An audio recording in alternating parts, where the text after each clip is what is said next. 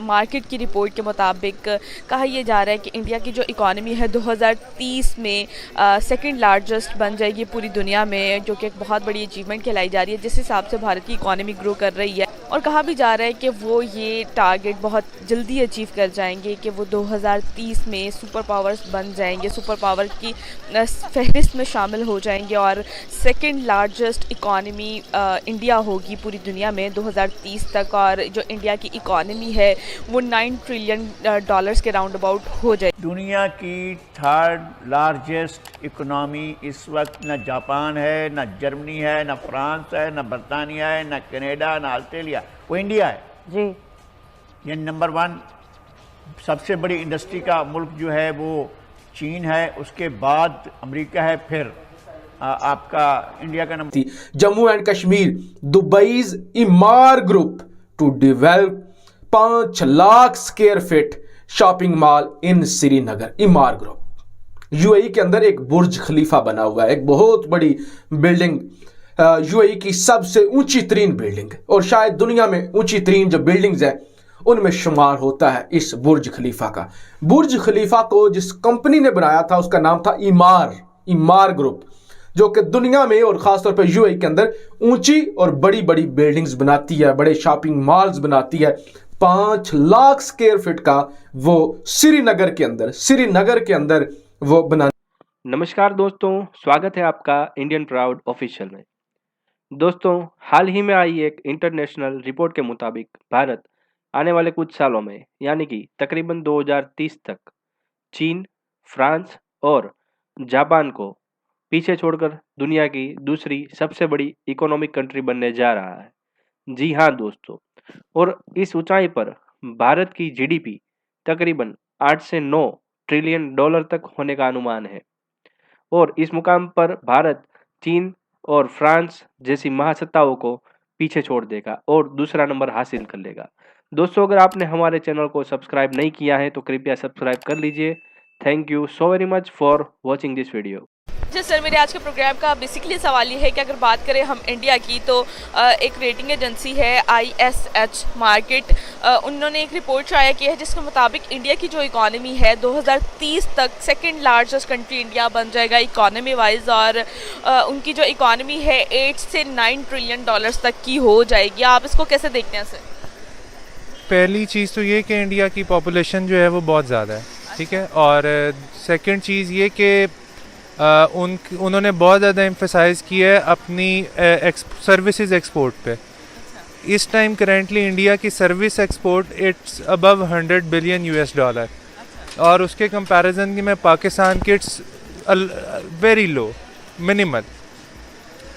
तो इंडिया जो मर्ज़ी करे दैट्स गुड, उनके लिए दैट्स गुड फॉर देम, लेकिन हमारे लिए ये है कि हमें अपनी इकॉनमी को स्टेबल करना है।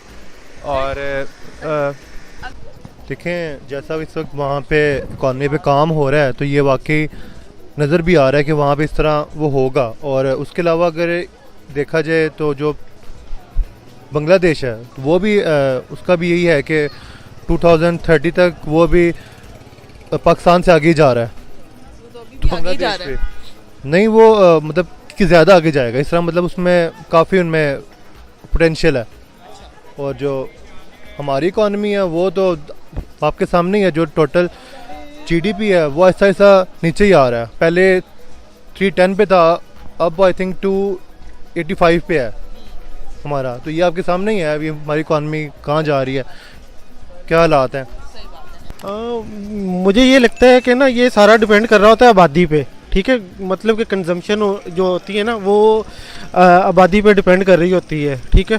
तो उनकी आबादी ज़्यादा है तो लाजमी बात है कि आखिर मुल्क ने तरक्की भी करनी होती है, चीज़ें बननी भी होती हैं, तो पहुंचना चाहिए भी है इंडिया को। अच्छा सर, ये बताइएगा कि अगर कोई मतलब किसी मुल्क की मतलब आबादी ही एक फैक्टर होता है तो जापान भी एक एग्जांपल है हमारे आगे, उसकी आबादी कितनी कम है और फिर भी वो सुपर पावर्स की मतलब हैसियत में आता है। तो आपको क्या लगता है कि पॉपुलेशन ही एक फैक्टर होता है किसी मुल्क की प्रोग्रेस का, किसी की मुल्क की इकॉनमी बढ़ने का? अगर इकोनॉमिक्स में सबसे पहले जो आता है ना किसी मुल्क की तरक्की का इन्हिसार, वो उसकी पॉपुलेशन पे आता है। यानी कि सारा ये नहीं डिपेंड कर रहा होता, लेकिन ये होता है कि एक तो उसके सोर्स पे भी डिपेंड कर रहा है, लेकिन आबादी बहुत मेन फैक्ट। लोग होंगे तो कंजम्पशन होगी, लोग होंगे तो कमाई कर सकेंगे, ठीक है ना। जापान की मैं मतलब वो बताता हूँ। पॉपुलेशन पे नहीं आना चाहिए। मैं बताता हूँ उसकी वजह ये होती है कि कुछ जो मुल्क है ना उनकी जो मेन जैसे कंजम्पशन जैसे ऑयल हो गया, ठीक है, जैसे ये बड़ा मेन फैक्टर प्ले करता है ना, जिनका अपना है ना उनमें बड़ा आसानी होती है उनको, जैसे पाकिस्तान है। Jammu and Kashmir Dubai's Emaar group to develop 5 lakh square feet shopping mall in Srinagar. Emaar group UAE के अंदर एक बुर्ज खलीफा बना हुआ है, एक बहुत बड़ी बिल्डिंग, यूएई की सबसे ऊंची तरीन बिल्डिंग और शायद दुनिया में ऊंची तरीन जो बिल्डिंग्स हैं उनमें शुमार होता है इस बुर्ज खलीफा का। बुर्ज खलीफा को जिस कंपनी ने बनाया था उसका नाम था इमार ग्रुप, जो कि दुनिया में और ख़ासतौर पर यूएई के अंदर ऊंची और बड़ी बड़ी बिल्डिंग्स बनाती है, बड़े शॉपिंग मॉल्स बनाती है।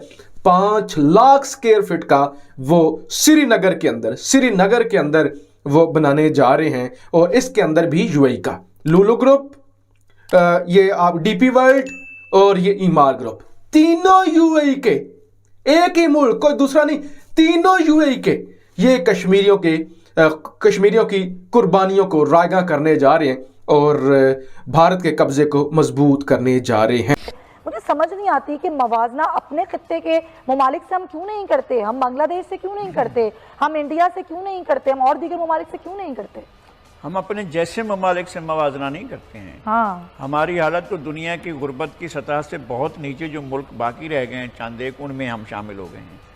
और ये हमारे लिए दुख की बात है, कोई खुशी की बात नहीं है कि जिस दुश्मन मुल्क को हम सबसे ज़्यादा बुराई की नज़र से देखते हैं और वो हमें देखता है। और सच्ची बात यह है कि ये सब कुछ उसकी वजह से होता है और मौजूदा उसके जो हुक्मरान की वजह से होता है। लेकिन आप देखें तो सही, दुनिया की 3rd लार्जेस्ट इकोनॉमी इस वक्त न जापान है, न जर्मनी है, न फ्रांस है, न बरतानिया है, न कनाडा, न ऑस्ट्रेलिया, वो इंडिया है जी। ये नंबर 1 सबसे बड़ी इंडस्ट्री का मुल्क जो है वो चीन है, उसके बाद अमेरिका है, फिर आपका इंडिया का नंबर आता है। बोल रहे हैं अब जब यूएई आ रहा है, एक इस्लामी मुल्क, बरादर इस्लामी मुल्क कश्मीर के अंदर आ रहा है, जिसने पाकिस्तानी नैरेटिव को नहीं सुना, जिसने इंडियन नैरेटिव को माना है और एक डिस्प्यूटेड एरिया के अंदर जहां हिंदुस्तान जुल्म कर रहा है वहां पे इन्वेस्टमेंट करने आ रहा है। तो इस वक्त इमरान खान साहब का जो कहते हैं मैं कश्मीर का एम्बेसडर हूं, मैं कश्मीर का सफीर हूं और फिर यूएई के साथ हमारे अच्छे ताल्लुकात हैं, और आर्मी चीफ कमर बाजवा साहब का कड़ा इम्तिहान है। इस पर पाकिस्तान को एहतजाज करने की, एक्शन लेने की, इसको रोकने की जरूरत है। चले मुजाहिदीन तो रोकेंगे ही रोकेंगे। ये मनोज सहना पहुंचा हुआ है ना यूएई के अंदर, इससे सवाल किया गया मुख्तलिफ कंपनीज की जानब से कि कश्मीर के अंदर इन्वेस्टमेंट हम करेंगे तो हमारी डूब तो नहीं जाएगी। मनोज सेना ने कहा है हाँ हमले हो रहे हैं लेकिन वो हमारा मसला है, सिक्योरिटी देना हमारा इशू है, हम सिक्योरिटी देंगे, आपको फिक्र करने की जरूरत नहीं है। लिहाजा